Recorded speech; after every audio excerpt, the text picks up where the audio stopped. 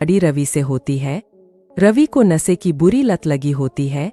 एक दिन अरे माँ, मेरा एक साइड का शरीर काम नहीं कर रहा है। मैं आज खेतों में कैसे जाऊंगा?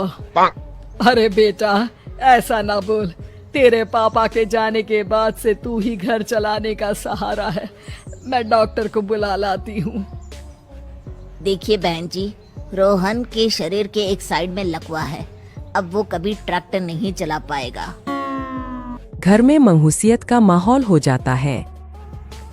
लीजिए माँ जी, रोटी खा लीजिए। अरे बेटा, मुझे तो भविष्य की चिंता हो रही है। मेरा एक ही बेटा है और वो भी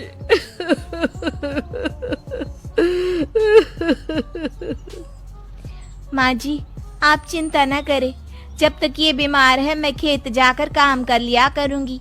वैसे भी नशे के कारण इनका शरीर काफी कमजोर हो गया है। अगले दिन सीमा खेत में जाकर काम कर शाम को घर लौटती है। ये ले बेटा, पानी पी ले। कैसा रहा काम का पहला दिन? माँ जी, काम तो ठीक है, लेकिन मैं अगर ट्रैक्टर चलाना सीख लूँ ना तो काम और भी आसान हो जाएगा। अरे बेटा, दुनिया क्या कहेगी कि औरत होकर ट्रैक्टर चला रही है। माँ जी, या तो हम दुनिया देख ले या अपना घर, कोई बात नहीं। जब ये ठीक हो जाएंगे तो सब ठीक हो जाएगा। अरे बहू, जरा बाहर तो आना। जी माँ जी। बहू, तेरे मामा जी आए हैं, तूने बुलाया था ना? हाँ माँ जी, वो मामा जी ना आज से मुझे ट्रैक्टर चलाना सिखा।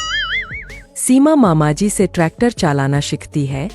वो मन लगाकर खेतों में काम करती है। और एक दिन माँ जी, पता है इस बार पूरे गांव में सबसे ज्यादा फसल का उत्पादन हमारे खेतों में हुआ है। इस साल तो खूब पैसे आएंगे। हाँ। सास खुश नहीं होती है। वो चुपचाप वहाँ से जाने लगती है। तभी सीमा उसे रोक लेती है।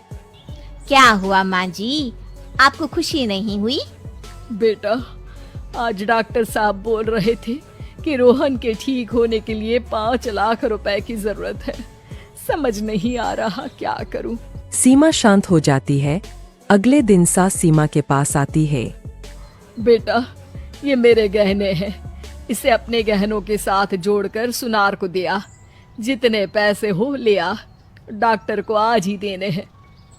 सीमा अपने गहने और सास के गहनों को लेकर दुकान में बेचकर पैसे लेकर घर आ जाती है। माँ जी, सिर्फ 3 लाख रुपए का ही इंतजाम हो पाया है। बाकी के पैसे कैसे आएंगे? बेटा, अब तो एक ही चारा है, हमें जमीन भी बेचनी पड़ेगी। माँ, खेत बेच देंगे तो खाएंगे क्या?